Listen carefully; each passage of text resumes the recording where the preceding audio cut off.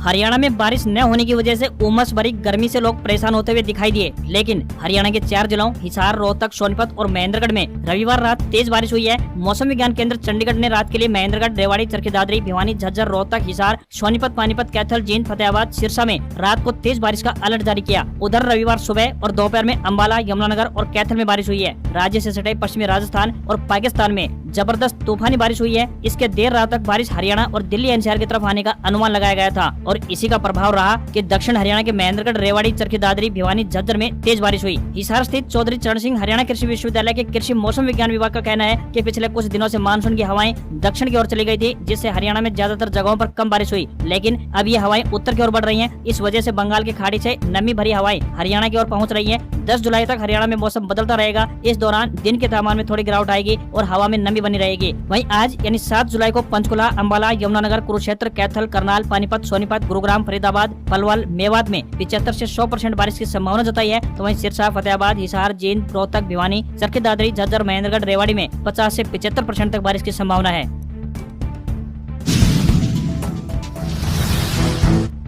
समग्र शिक्षा विभाग अंबाला में शैक्षिक स्वयंसेवक के पदों पर भर्ती के लिए आवेदन मांगे गए हैं। जो भी उम्मीदवार इन पदों के लिए इच्छुक हैं, वह रजिस्टर्ड डाक या फिर स्वयं जाकर अपने आवेदन भेज सकते हैं। इन पदों के लिए आवेदक 12वीं पास व बीएड या डीएड होने चाहिए या स्पेशल बीएड के साथ न्यूनतम 50% और समकक्ष होना चाहिए। किसी भी वर्ग के उम्मीदवारों को कोई भी आवेदन शुल्क नहीं देना होगा। न्यूनतम आयु 18 वर्ष और अधिकतम आयु 42 वर्ष होनी चाहिए। आवेदन करने की आखिरी तिथि की बात करें तो 10 जुलाई 2025 साय 5 बजे तक रहेगी। सैलरी 10,000 रूपए पर मंथ मिलेगी। उम्मीदवारों से विनम्र निवेदन है कि भर्ती के लिए आवेदन करने से पहले आधिकारिक विज्ञापन अवश्य देख लें।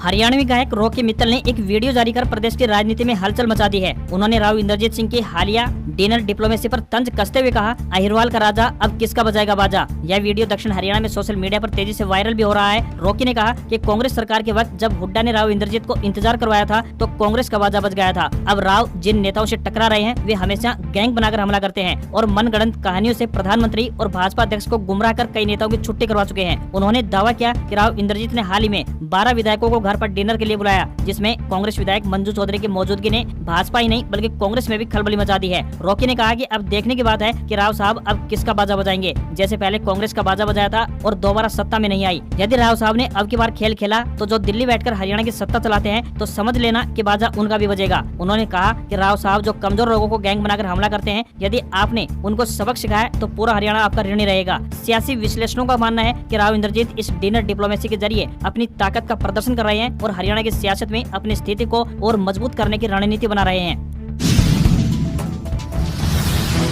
हरियाणा में आए दिन हो रही खाद की किल्लत और किसानों को हो रही परेशानी को लेकर प्रदेश के कृषि मंत्री श्याम सिंह राणा का एक बड़ा बयान सामने आया है। उससे प्रदेश में न सिर्फ खाद की समस्या हमेशा के लिए खत्म होगी, बल्कि हर किसान को समय और जरूरत के हिसाब से खाद भी पूरी मिल सकेगी। इस बात का खुलासा स्वयं कैबिनेट मंत्री श्याम सिंह राणा ने झज्जर में मीडिया से बातचीत करने के दौरान किया। मीडिया से बातचीत में कृषि मंत्री श्याम सिंह राणा ने बताया कि पूर्व की सरकारों में बुढ़ापा पेंशन व अन्य पेंशन के वितरण को लेकर बड़ी परेशानी सामने आ रही थी। आए दिन इस मामले में घोटालों की शिकायतें मिल रही थी, लेकिन भाजपा के हरियाणा में सत्ता में आने के बाद सबसे पहले इसी समस्या को खत्म कर दिया गया। आज पूरे प्रदेश में इस पेंशन को लेकर कोई भी शिकायत नहीं है। ठीक खाद के मामले में भी सरकार ऐसा ही कुछ करने वाली है। उन्होंने कहा कि जुलाई के महीने में ही सरकार प्रदेश के खाद वितरण को मेरी फसल मेरा ब्यौरा से जोड़ने की तैयारी कर रही है। जिस दिन खाद का वितरण पोर्टल से जुड़ गया, समझो उस दिन किसानों की यह परेशानी भी हमेशा के लिए खत्म हो जाएगी। उन्होंने कहा कि जिसकी जितनी फसल पोर्टल पर होगी उसे उसी हिसाब से खाद समय और जरूरत के हिसाब से मिल पाएगा। खाद की परेशानी खत्म हो जाएगी और किसान को फायदा होने के साथ साथ हमेशा के लिए खाद की कालाबाजारी भी खत्म हो जाएगी। इस मौके पर उन्होंने प्रदेश के किसानों से रासायनिक खेती करने की बजाय प्राकृतिक खेती करने पर भी बल दिया। उन्होंने कहा कि आज हालात ये हैं कि रासायनिक खेती होने की वजह से जहां कैंसर जैसी संक्रामक बीमारियां फैल रही हैं, तो वहीं पशु पक्षियों और जानवरों के लिए भी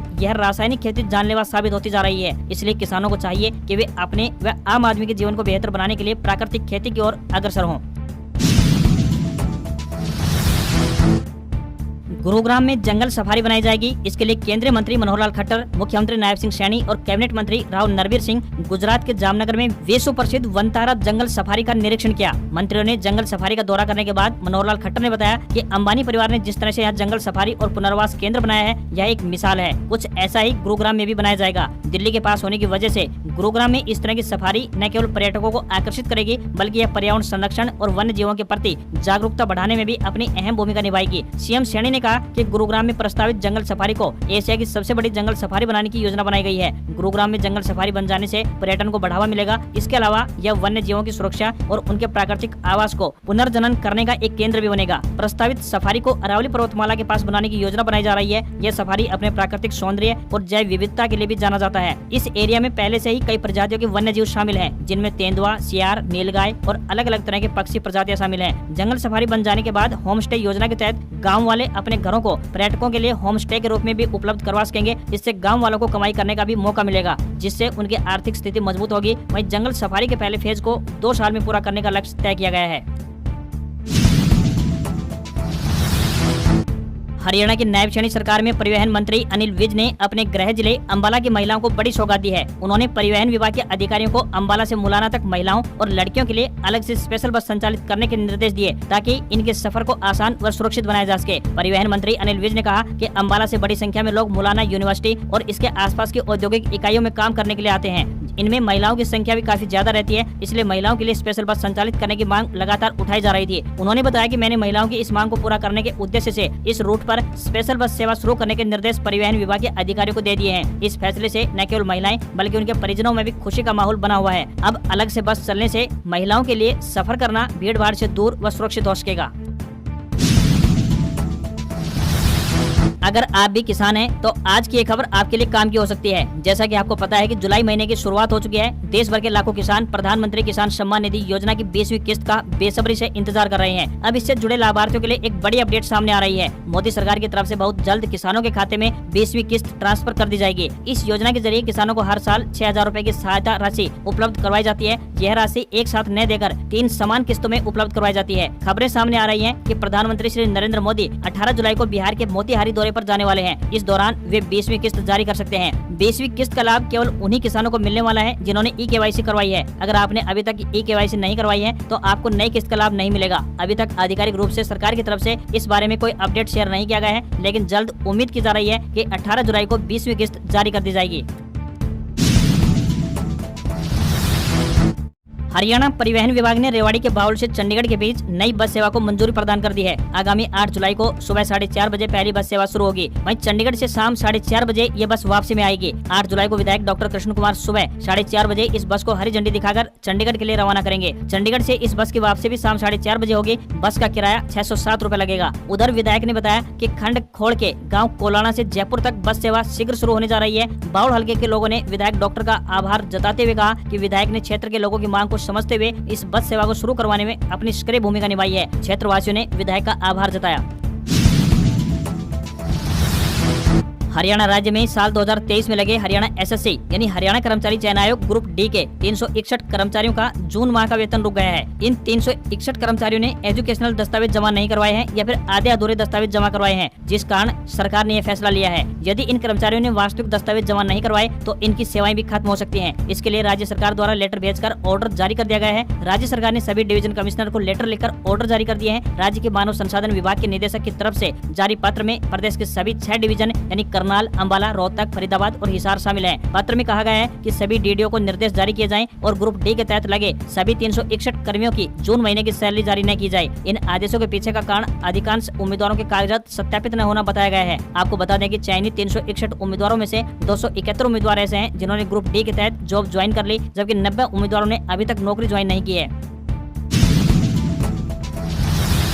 नेशनल हाईवे पर लंबी दूरी की यात्रा करने वाले वाहन चालकों के लिए एक अच्छी खबर सामने आ रही है। बता दें कि केंद्र सरकार ने टोल टैक्स के नियमों में कुछ बदलाव किए हैं, जिसके बाद कुछ खास हाईवे पर टोल टैक्स में 50% तक की कटौती हुई है। सरकार के इस फैसले से लोगों को राहत पहुंचेगी और टोल टैक्स के लिए पहले के मुकाबले कम खर्च करना होगा। मिली जानकारी के अनुसार बता दें कि केंद्रीय सड़क एवं परिवहन मंत्रालय ने टोल टैक्स के नए नियमों को लेकर आधिकारिक सूचना जारी कर दी है, जिसके बाद अब लंबी दूरी की यात्रा करने वाले वाहन चालकों को कम टोल टैक्स का भुगतान करना पड़ेगा। नए नियमों के तहत टोल टैक्स की गणना अब 2 अलग अलग तरीकों से की जाएगी। National highway authority of India यानी NHAI के मुताबिक अब नए नियमानुसार अगर हाईवे पर पुल, सुरंग या फ्लाईओवर या फिर एलिवेटेड रोड होंगे तो टोल की गणना 2 तरीकों से की जाएगी। इस नियम का सबसे ज्यादा लाभ एक्सप्रेसवे या फिर लंबी दूरी की यात्रा करने वालों को मिलेगा। इस नए नियम के जरिए सरकार का मकसद यात्रा के खर्चे में कटौती करना है। इसका फायदा उन जगहों पर मिलेगा जहाँ ढांचों की लागत ज्यादा होने की वजह से अधिक टोल टैक्स वसूल किया जा रहा था। राजधानी चंडीगढ़ में जो भी युवा शिक्षक बनने का सपना देख रहे हैं उनके लिए एक जरूरी अपडेट सामने आ रही है। चंडीगढ़ प्रशासन ने शिक्षा विभाग में लगभग 301 पदों पर भर्ती की तैयारी कर ली है। यूटी प्रशासक गुलाबचंद कटारिया ने शिक्षकों की भर्ती को हरी झंडी दिखा दी है। शिक्षा विभाग सर्व शिक्षा अभियान SSA के तहत खाली पदों पर यह भर्ती करने जा रहा है। सरकारी स्कूलों में इस वक्त TGT के 109 और JBT के 218 स्वीकृत पद खाली हैं, जिन पर यह भर्ती होने जा रही है। मिली जानकारी के मुताबिक इस भर्ती के लिए जुलाई अंत या फिर अगस्त के शुरुआत में विज्ञापन जारी होगा। शिक्षक बनने की योग्यता रखने वाले देश भर के युवा इन पदों के लिए अप्लाई कर पाएंगे। लक्ष्य बनाया गया है कि शिक्षकों की इस भर्ती को 3 से 4 महीने के समय में पूरा कर लिया जाएगा। लिखित परीक्षा में मेरिट वाले अभ्यर्थियों का चयन होगा। भर्ती के लिए कोई भी इंटरव्यू नहीं होगा। SSA के तहत भर्ती होने वाले शिक्षकों को कुछ अलाउंस को छोड़कर तकरीबन रेगुलर शिक्षकों के समान ही वेतन मिलेगा। ऐसे में अगर आप भी चंडीगढ़ में शिक्षक बनने का सपना देख रहे हैं तो आप इन पदों के लिए आवेदन कर सकते हैं। अगर आप पहली नौकरी करने जा रहे हैं तो केंद्र सरकार 1 महीने का वेतन या फिर अधिकतम 15,000 रूपए तक 2 किस्तों में अपनी तरफ से भी देगी। नई नौकरी देने वाले नियोक्ताओं को 3,000 रूपए प्रति माह तक इंसेंटिव मिलेगा। केंद्र सरकार ने मंगलवार को 1,07,000 करोड़ रुपए की एम्प्लॉयमेंट लिंक्ड इंसेंटिव यानी ELI योजना को मंजूरी दे दी है। 1 अगस्त से प्रभावी होने वाली योजना 31 जुलाई 2027 तक सर्जित नौकरियों के लिए है। प्रधानमंत्री श्री नरेंद्र मोदी की अध्यक्षता में हुई केंद्रीय मंत्रिमंडल की बैठक के बाद मीडिया से बातचीत करते हुए सूचना एवं प्रसारण मंत्री अश्विनी वैष्णव ने ये जानकारी दी है। उन्होंने बताया कि इस योजना का मकसद रोजगार बढ़ाना और कंपनियों को ज्यादा नौकरी देने के लिए प्रेरित करना है। इससे आने वाले 2 साल में 3.5 करोड़ नई नौकरियां पैदा होने की संभावना जताई गई है।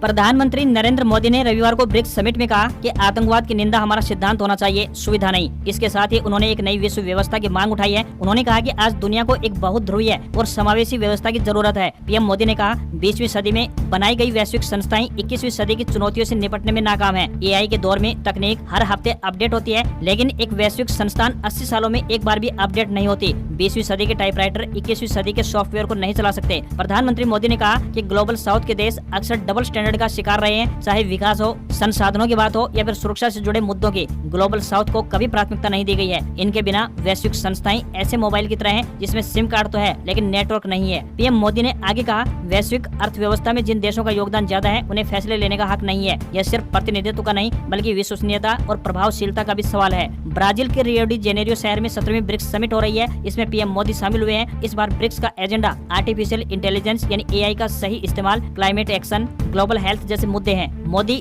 12वीं बार ब्रिक्स समिट में भाग ले रहे हैं। वे ब्रिक्स के कई सदस्य देशों के नेताओं के साथ द्विपक्षीय बातचीत भी करेंगे। आपको यहाँ पर बताते चलें कि ब्रिक्स अर्थव्यवस्थाओं वाले देशों का एक समूह है। इसमें ब्राजील, रूस, भारत, चीन, दक्षिण अफ्रीका, मिस्र, इथोपिया, ईरान, संयुक्त अरब अमीरात यानी UAE, सऊदी अरब और इंडोनेशिया शामिल है। इसका मकसद इन देशों के बीच आर्थिक, राजनीतिक और सामाजिक सहयोग को बढ़ावा देना है। इसमें शुरुआत की बात करें तो शुरुआत में 4 देश थे जिसे ब्रिक्स कहा जाता था। यह नाम साल 2001 में गोल्डमैन सैक्स के अर्थशास्त्री जिम ओ'नील ने दिया था। तब उन्होंने कहा था ब्राजील, रूस, भारत और चीन आने वाले दशकों में वैश्विक अर्थव्यवस्था को आगे बढ़ाएंगे।